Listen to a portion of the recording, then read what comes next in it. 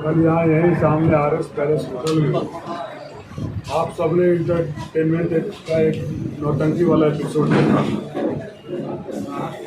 बड़ी चर्चा हुई कि उप मुख्यमंत्री माननीय ब्रजेश पाठक जी मंत्री पुत्र से घुटनों के बल माफी मंगवाए। दरअसल उसमें सबसे बड़ा नौटंकीबाज कौन का कंपटीशन चल रहा था।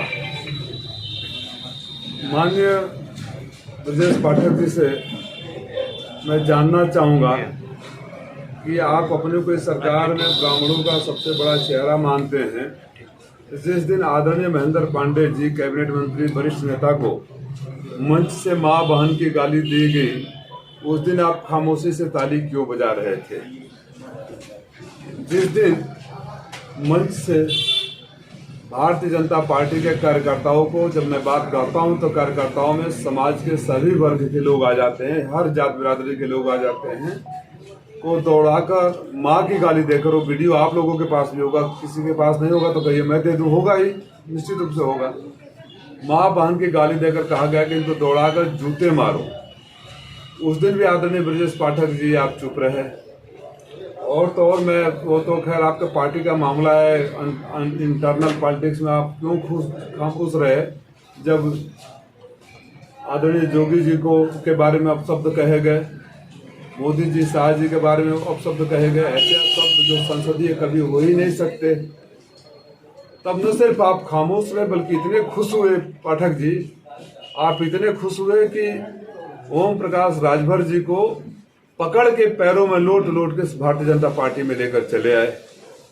दिल उतने से भी नहीं भरा। आपने ठान लिया कि सारे वरिष्ठ नेताओं को अपमानित किया है, खाली मुझे ही नहीं गाली दिया है। अरे पांडे तो आप भी हो, पाठक तो आप भी हो, मुझे ही गाली नहीं दिया है। इसलिए जब तक आपने उनको मंत्री नहीं बनवा लिया, आप चैन से नहीं बैठे। ब्रजेश पाठक जी, आपने उनसे माफी तब क्यों नहीं मंगवाया जब आप भाजपा में लेकर आए? भाजपा में लेकर आते समय माफी मंगवा लिए होते। अरे वो भारतीय जनता पार्टी के कार्यकर्ताओं से माफी मांग लिए होते तो हम सारे समझ गए होते कि हमसे भी माफी मांग लिए, क्योंकि समाज के सारे वर्गों का था।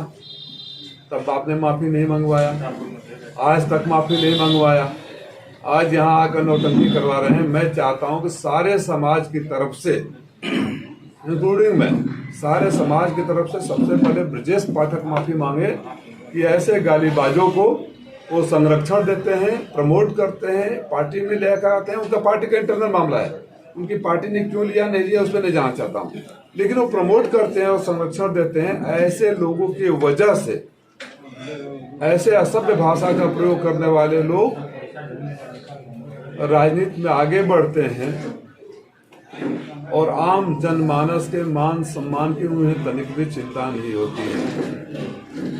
मेरे साथ धनपुर राजभर भैया हैं, हमारे पार्टी के प्रदेश सचिव हैं। इन लोगों की भी पीड़ा बड़ी जायज है। इन लोगों का भी यही कहना है कि उन्होंने कर्म ही ऐसा किया कि सबके पैरों में गिरकर माफी मांगना पड़ा और इससे इनके समाज का अपमान हुआ है।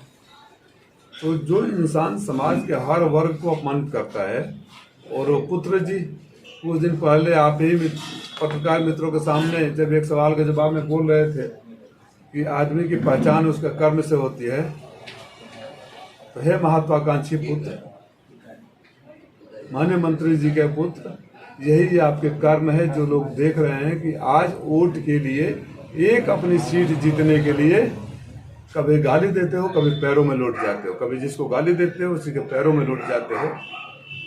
तो आप चाहते हो कि जब मन करे गाली दे दे, जब मन करे पैरों में लौट जाए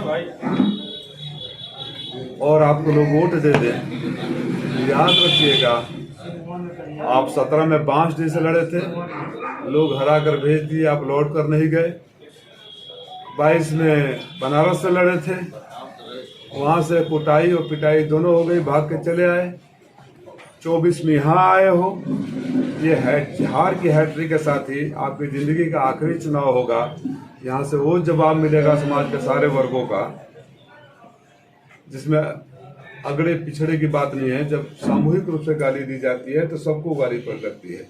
और लोकतंत्र में लोग कुछ नेता लोग आज कुछ कर तो पाते नहीं है, सिर्फ सम्मान चाहते हैं। जनता ये चाहती है कि मेरा नेता मुझे समझे, प्यार से बात करे, मेरी पीड़ा को सुने और सम्मान दे। अगर आप उतना भी नहीं कर पाते हो तो आप लोकतंत्र में रहने के हकदार नहीं हो। मैं 14 में चुनाव लड़ा, हार गया। 19 में यहाँ की सीट गठबंधन को चली गई।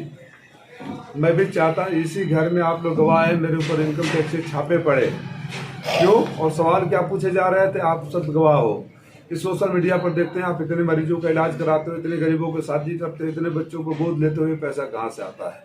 और मैंने आप सब से कहा था, आप सब गवाह है, मैं कोई राजनीतिक भाषण नहीं दे रहा हूँ कि अगर मुझ पर इस बात के लिए दबाव इतना है तो मैं आप सबके सामने घोसी के मालिकों को वचन देता हूँ कि और 4 गुना करूँगा। और उसके तत्काल बाद जितनी भी मुश्किलें आई, घोसी की धरती पर मैं खड़ा रहा।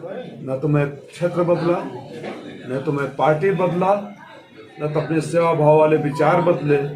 मैं वहीं अपने मालिकों के बीच में खड़ा रहा। और आप बांसडीह से काशी होते हुए घोसी आए हैं।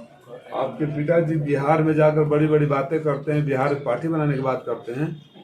संभव है कि बिहार के लोग आपको एक बार लड़ने दे, जीतने के तो गुंजाइश है नहीं, क्योंकि जब तक आप अपने संस्कार को नहीं सुधारेंगे, अहंकार से दूर नहीं होंगे, अपनी मर्यादित भाषा के वो नहीं करेंगे, तब तक यहाँ के लोग, ये संस्कारी धरती है, क्रांतिकारी धरती है, अहंकार किसी का बर्दाश्त नहीं होता है।